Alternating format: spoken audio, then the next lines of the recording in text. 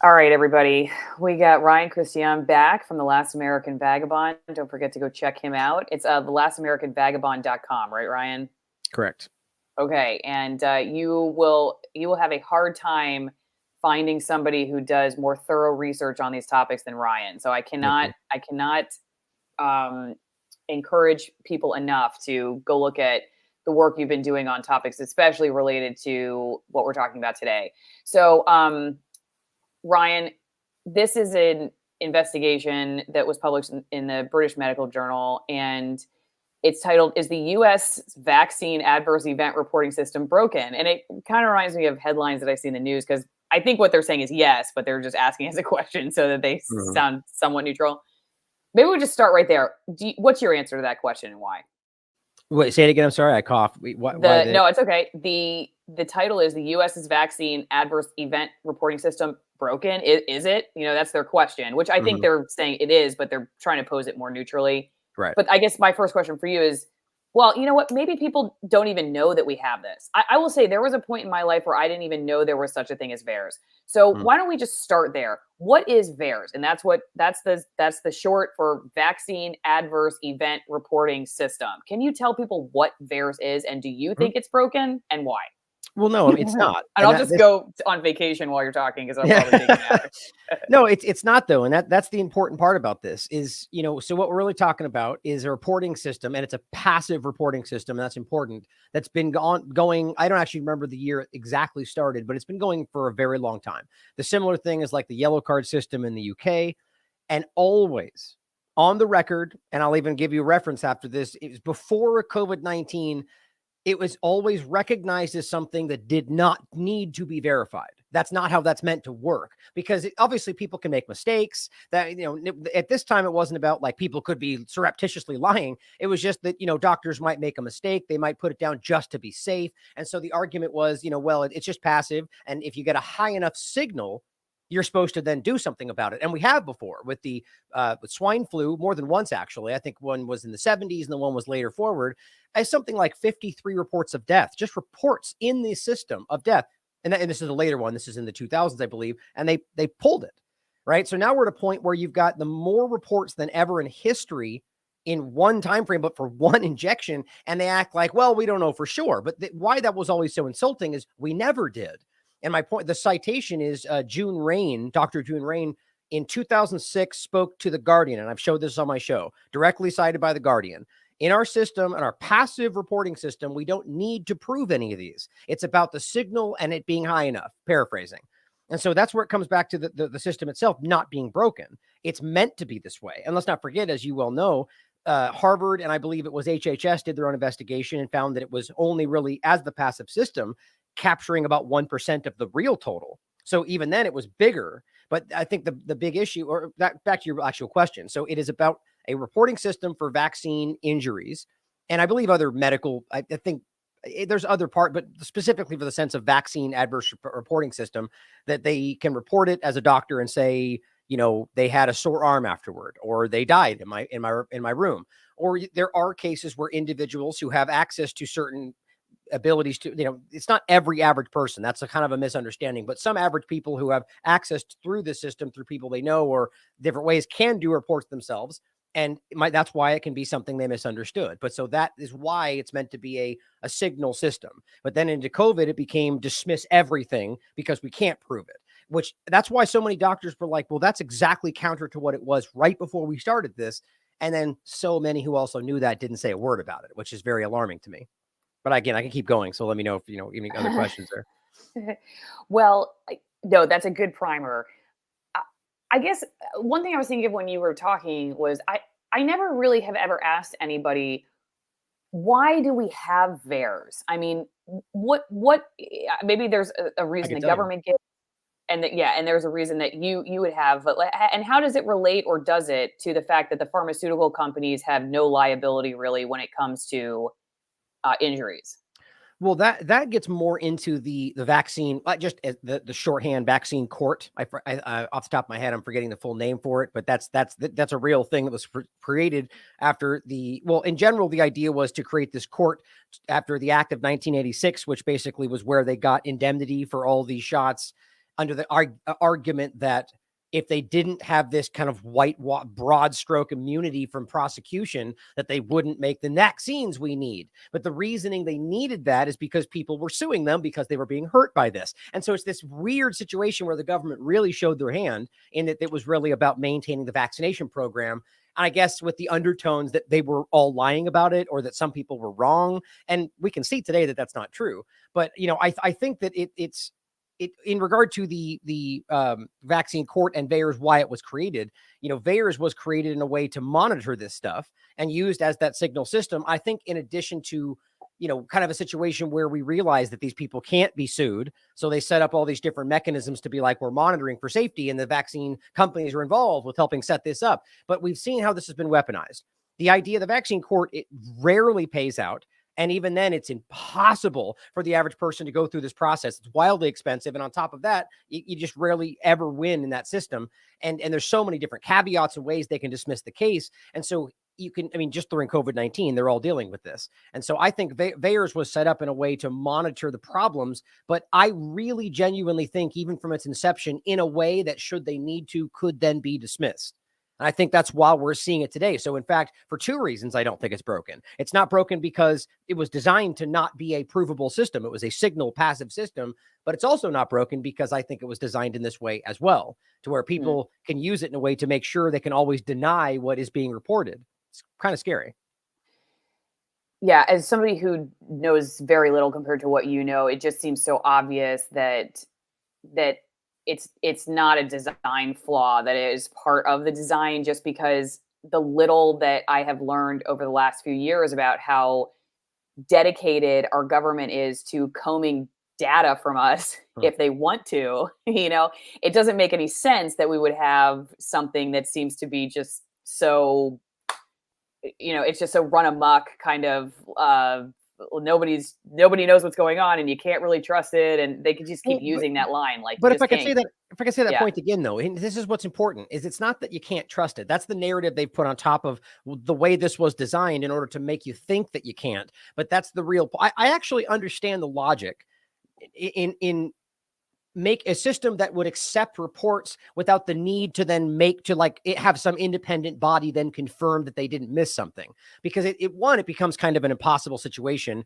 because of the resources that it would take to end up. Because really what you would end up needing, and this is what I pointed out during COVID, and while we proved that the CDC was lying, that they were in fact checking all of these, and that's why they were saying it wasn't real. That turned out to be a lie, is because they would need to go out and do individual case by case autopsies, investigations, combing through documents, talking to doctors. And when we're getting tens of thousands of reports in months time period, it's just not feasible.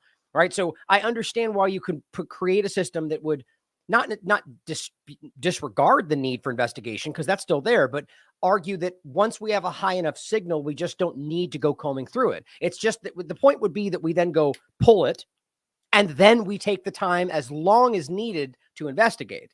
Right. But see, then their narrative in the COVID world became, which by the way is now lasting after it, which is important to notice, whether or not there's emergency, but they use COVID in the emergency narrative to argue, well, we're in so much danger. We can't stop. We can't pull it because we think that the benefits we think are there outweigh the risks that we think are happening. Yeah, that was the real game. But now it just became this mantra to where they know all the benefits, they know all the risks, but we keep seeing that proven to be false.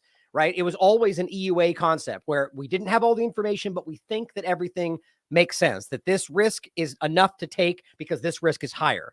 We know that's not true. And I could go off on the studies that have proven that's not true in regard to being less than the flu from day one, according to the Ionitis group, peer reviewed. But I think everybody knows this by now. I hope so. Well, they may not, but we'll kill the YouTube stream and we can go into more detail on that. Oh, sorry. I forget we're doing that. As always, not in any way to evade censorship, but really just because we like it better on Rumble and Rockfin and locals. But okay, Ryan, I want to ask you then specifically about this report here on the government's argument or case or whatever they made to.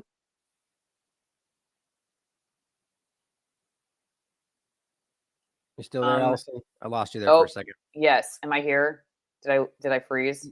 I missed right before you asked the question. It froze up. Okay, sorry. Thanks for hanging with it.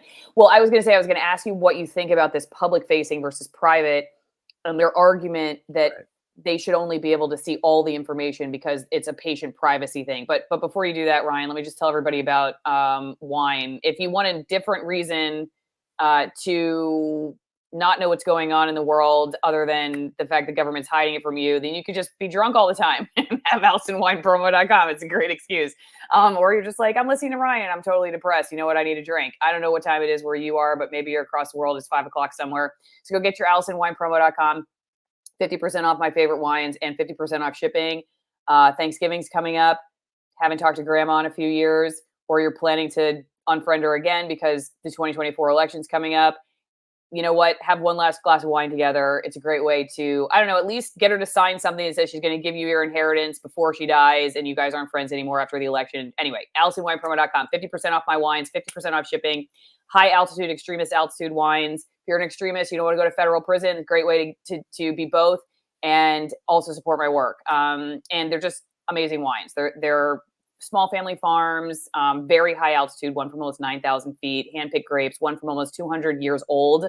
Well, the wine's not 200 years old, but the vineyard is. And it's just a great company. They've never told me who I can talk to or what I can say. And it is a great way to support my work if you're already a wine drinker.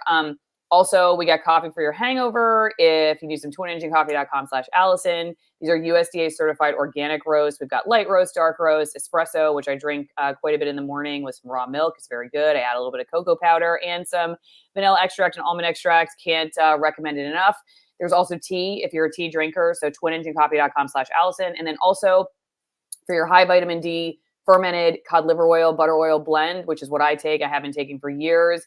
One time didn't go to the dentist for 3 straight years. Went in, still had no cavities. Even though I used to get cavities all the time, every time I go in. Now they say I have great teeth. However, they never really want to know why. I will say that about dentists. Oh, and I have to put the promo code up. Dentists, yeah, they'll tell you your teeth are great, and they don't understand how they're so great, even though you don't go to the dentist. But then they have no interest in understanding what you do to keep your teeth healthy. So anyway, greenpasture.org is where you could go for that.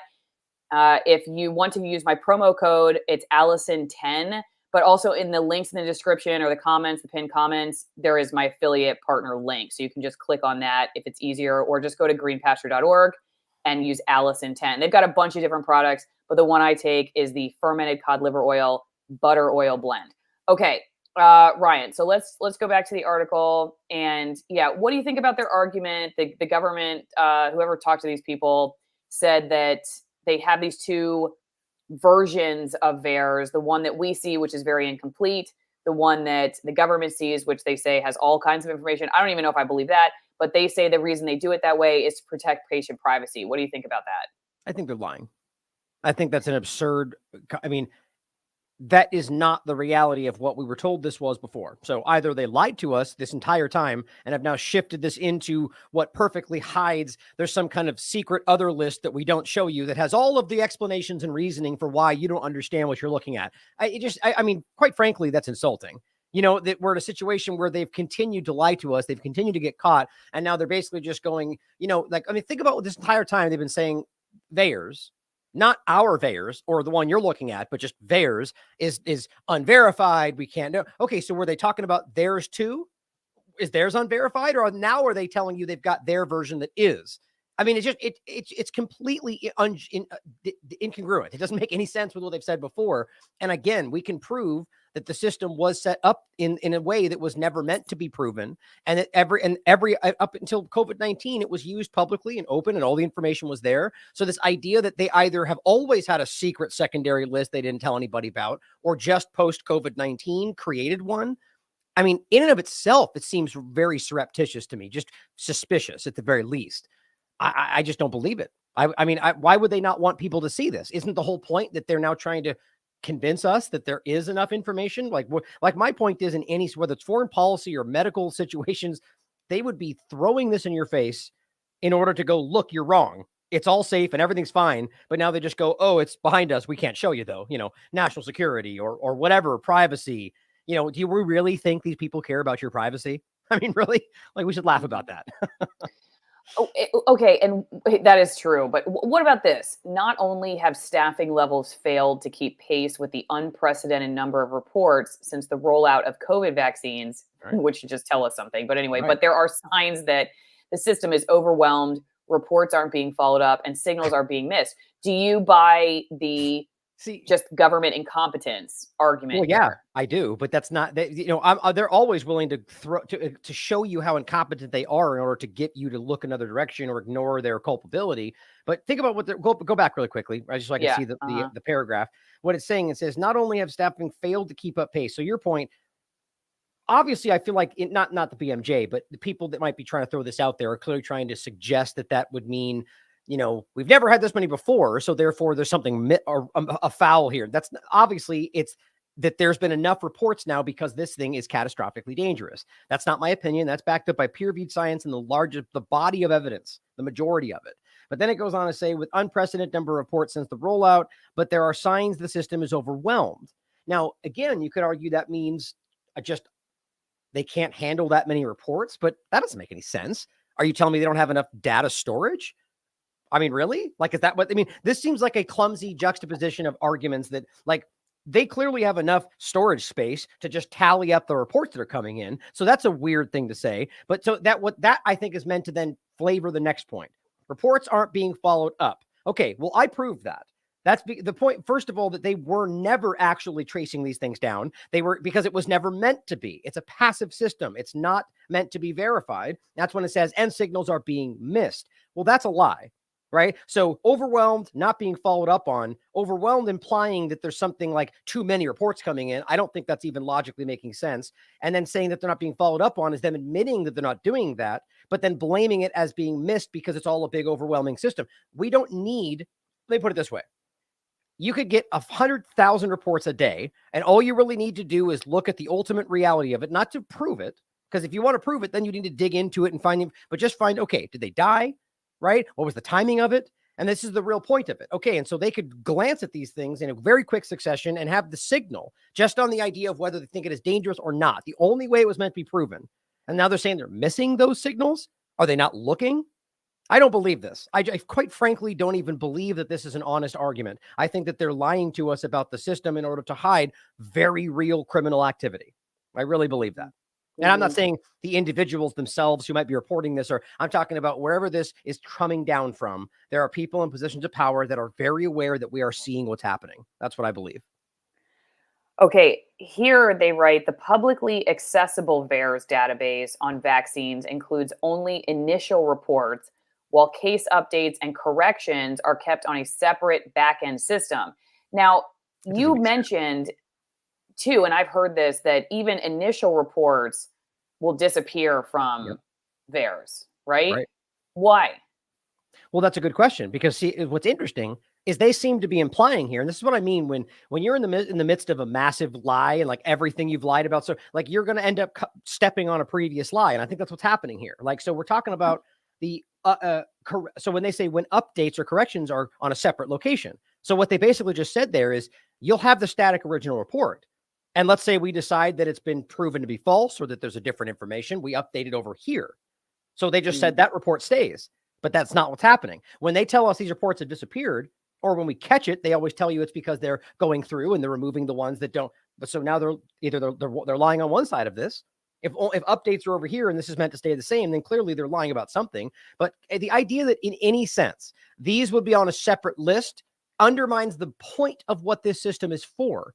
It's not just for the government, it's also for doctors, it's also for people who want to engage. That's why it's a public system. So if you're going to pretend that the conclusions or your updates to things that would change the perception of it would be somewhere else, then what's the system for? It's at a storage location for your midpoint before you decide what happened. Then why is it public? Everything about this doesn't make sense. What I think is really interesting, I just while you were talking, I noticed they have this altmetric who is talking about this article. And I mean, I don't know if this is legit, but it says it was picked up by 6 news outlets. And I'm like, wow, 6. I mean, you can hear a pin drop. So few news outlets want to talk about this topic.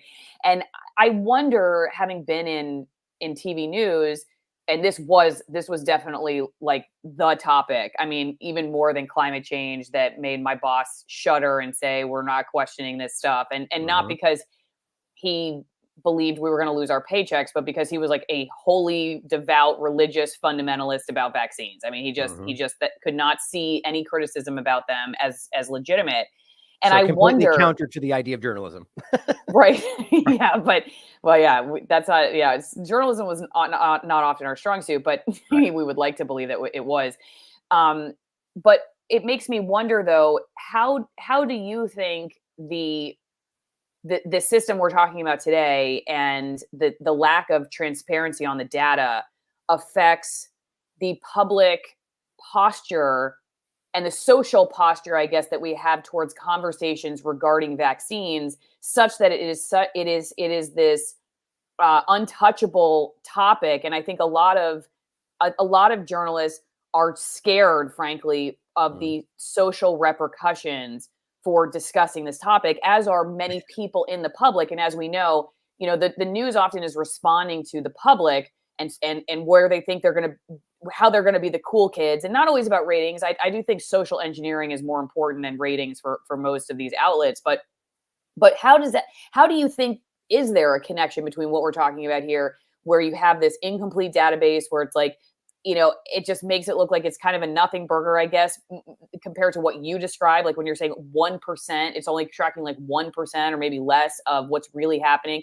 How does that affect then our social posture towards this topic, which then, can translate into the very real situation we have right now, which is like a lot of news outlets just will not go anywhere near these topics. And not just because they're paid by pharmaceutical companies for advertising, but because, like my boss, they literally are just like the most religious, fundamentalist, devout believers in vaccines. Well, that's how right there. I mean, look, first of all, if somebody's in a position, calling themselves a journalist, and they're weighing the repercussions, social repercussions, against the truth and going, well, I don't want to be called bad names and I don't want to lose my job. Well, then you shouldn't be a journalist, right? I mean, that's just embarrassing. Like the idea that this is the equivalent of saying, well, I don't want the government to do something to me, so I'm not going to expose that they're murdering people. Well, then don't be in a position where you pretend to speak truth to power. It's not, well, I'm going to speak truth to power as long as it benefits me. It's so crazy how this whole field has been contorted, which is why I love speaking to you, because you talk about that, you've seen it. But, to your point, it's very clearly exactly that, is that you get these people that are unwilling to engage with this topic, or unable to, however you want to look at it. And it completely contorts people's perception of this. Far too many people still blindly follow whoever talks to them on their box in their living room, and they just kind of pretend that means something more than their own investigation. Or go ahead. Ryan, do you remember, one of the things I was just thinking of is, do you remember how often the opposition during COVID would say, now listen, I got the vaccine and I think you should get the vaccine, but I don't agree with mandates or whatever. It was like, I never heard a topic where even the people who are willing to ask some questions would say beforehand, like, okay, now listen, I have an electric vehicle, all right, and I'm just saying I think you should get an electric vehicle, but I also just don't buy into this climate change alarmist. I don't see anyone posturing about having to self-identify and self-qualify before giving their oppositional opinion on anything but vaccines. I mean, I notice this more with vaccines than like anything else, that I have to then say, look, I'm not crazy, okay? I'm telling you, I drink them for breakfast. I'm just saying I don't think you should be forced to drink a vaccine for breakfast. It's like, why do I even need to know that about you? If you're against mandates, then just say you're against mandates. But I even heard that in the people who are like allegedly, part of the opposition. They always did that. I mean, it was just like, I heard that over and over and over again. It's interesting. And I think this just shows you at the moment, the rapidly evolving level of social engineering and propaganda that we're seeing. This, it's not, I agree with you that it was really pronounced in the COVID-19 illusion, but we've seen it a lot since, and a little bit before too. But you're right, is that it was like, here's a good analogy right now. The Israel and Palestine conversation it's the same thing, where, you've got a lot of people, in my opinion, far more than anything, that are just aghast at what's happening, just horrified at the genocide being carried out against the Palestinian people. But at the same point, most everybody that I know that is going, that's horrific, is still absolutely like, yeah. And the civilians killed in Israel, we were saying that just right before this started, that was horrendous and that shouldn't be accepted. But, the point is that civilian lives matter to most people, I think. But you got to this point to where most of the governments, or a lot of these really like very pro-Zionist, very pro-Israel people, were coming out and taking a hard line that it was only this side matters and anything over there is the fault of the bad guys. And what was interesting is then you got this weird deviation. And what it showed you is the people that were in the inner circle that really wanted to maintain that clout would come out and say, well, October 7th was the worst thing ever and we should never allow it. And it was their 9/11. But, let's just make sure Gazan civilians are okay. Like the tiniest bit of deviation. And you had the entire movement come out and call them terrorists. You're a terrorist supporting maniac and is fighting for the right. I'm talking people that were hardcore pro-Israel.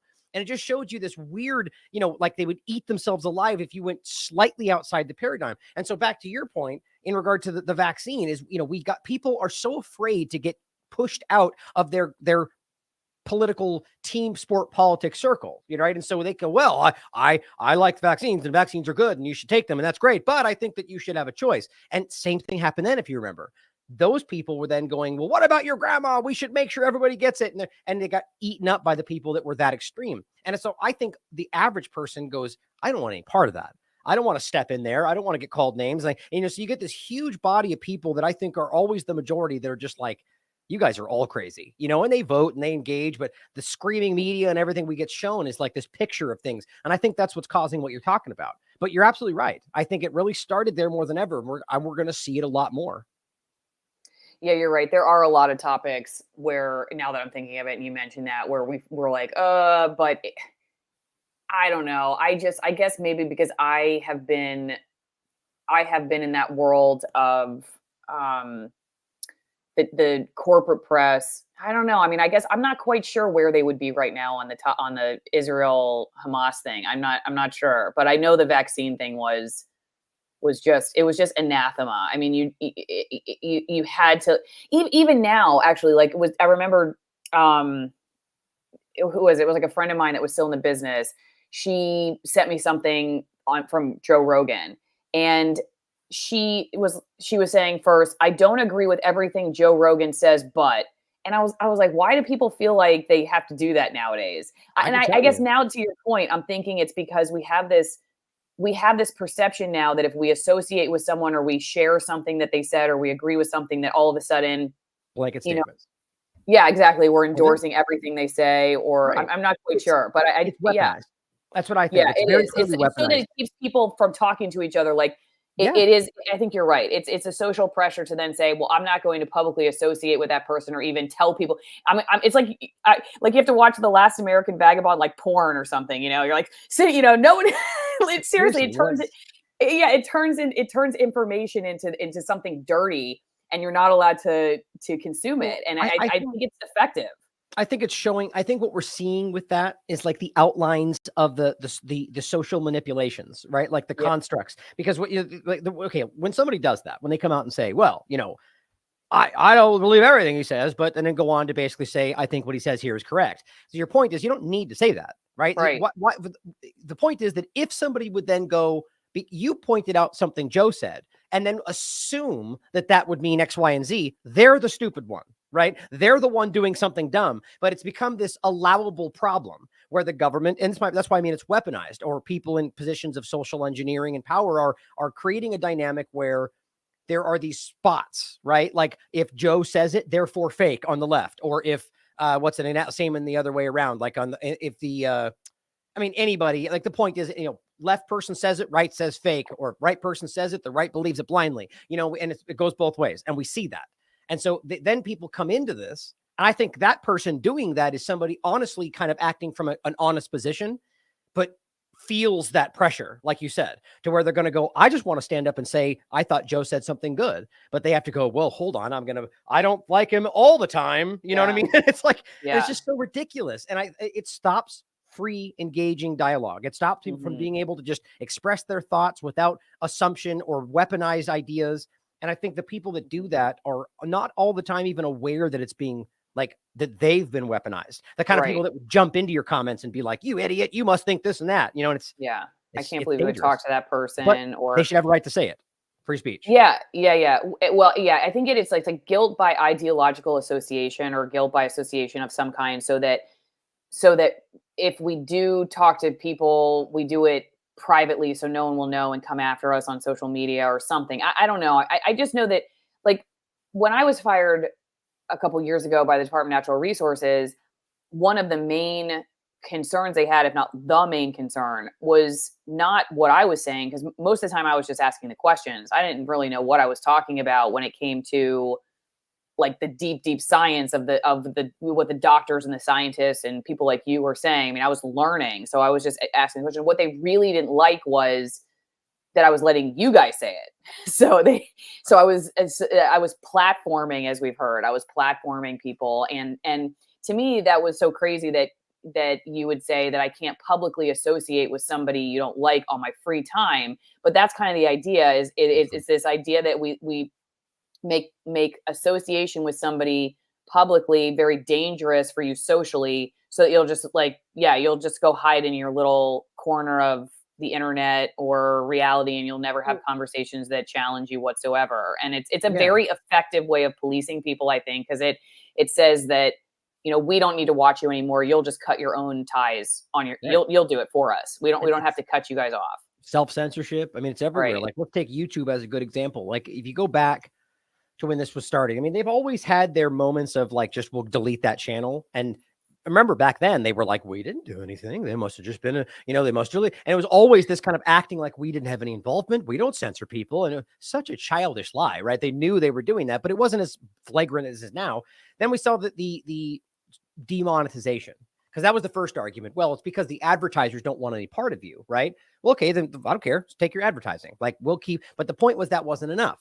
Right. Like, to your point about platforming, like when I first came on your show, I had, I mean, I don't know where your following's at now, but I had a larger following. So the idea that you're platforming me is an interesting dynamic. It's really just about trying to remove the engaged, free exchange of ideas.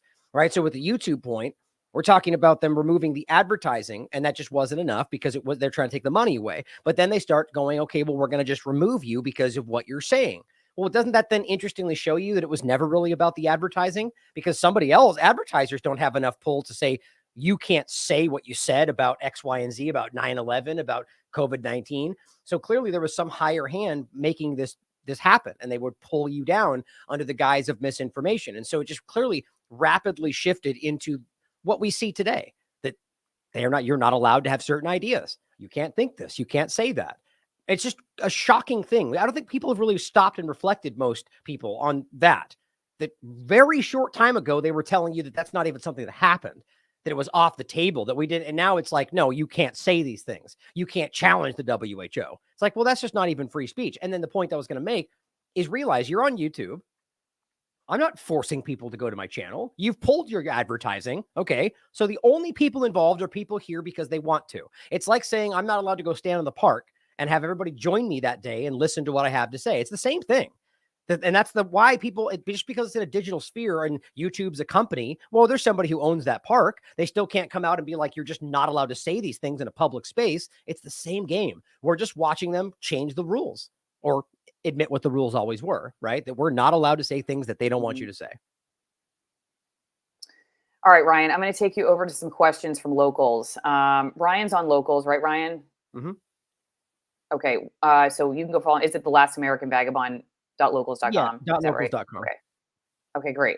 And Okay. If you go to report me Alice, there. I don't really lean into it that much just because there's so many different platforms, but you yeah, guys can sign up as, there's all the same stuff. You can sign up and become a subscriber and so on. I saw you streaming live on Twitter the other day. Yeah. You know what's funny How's about that that? been Well, I've always had that. I had Periscope back when they had that, right? That's Okay. gone now. But I had Periscope connected through my StreamYard, right? So it had been there in this back end connection. They deleted Periscope, but all this time when nobody else was streaming on Twitter, I was still able to have my Periscope kept popping up and showing my video on Twitter. And so everyone's like, how are you doing that? I was like, I don't know. I just haven't removed my back end. Then they brought up this new form. And so now, weirdly enough, every time I go live, I now have two I have two Oh. different videos with two different things. I think that's strange, but yeah, I live stream on just about everywhere. Twitter, locals, anyone that'll let me. Just not YouTube. Well, no, I still do. I use pirate channels. Oh, do Remember? you?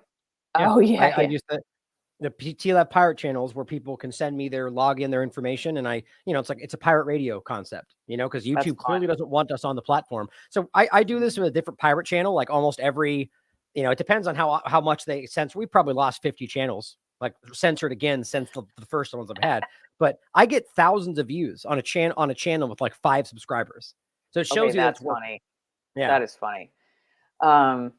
And I get 5 views on a channel with 111,000 subscribers. So you explain exactly. Yeah. that to me. Okay. Why is this not showing up? Where are the comments? There were lots of, oh, here we go.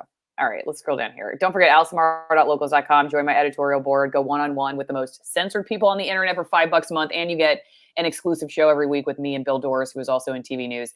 DMC, welcome to Eagle 88 does daily captures of VAERS the moment data drops and has found records are often removed from VAERS shortly after being added the same day. Are those shadow files the government has the ones swiftly deleted from VAERS or never in VAERS for even a moment? Well, I'm not going to say I know what really is what the reality is, but what they're claiming, it seems to me, is that they're, like they said, corrections or updates, or I guess was corrections or some other word they used. And so it would imply, that was the point I was making, that it's not like they're removing them and putting them somewhere else. Like if the argument would be if they were moving it, then it would be removed.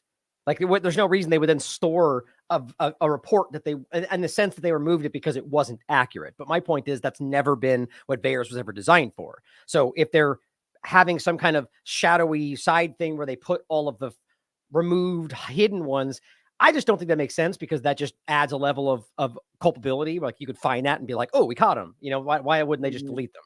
I don't know. But all of this is dishonest. I think everybody can feel that. Magpie adds that VAERS is changing the reporting now from weekly to monthly. I don't know. I don't know. Quite frankly don't. The system, I think they're very aware how the system has, blown up in their face, right? It's worked against them, and in the entities of they being the hierarchy enslaving you. And I think that at this point, we should always have a level of, question everything, a little bit of doubt just in case. Who knows? At this point, I that increasing for me. To that very point, like now that they're shifting things, they're changing. Maybe they've already altered it entirely. I just don't even know. So just keep that in mind. Maybe they've taken action that changes even how it worked before. Okay. Everybody, I am going to kill the YouTube stream now. Love you guys. Come join us on Rumble, Rockfin, or Local.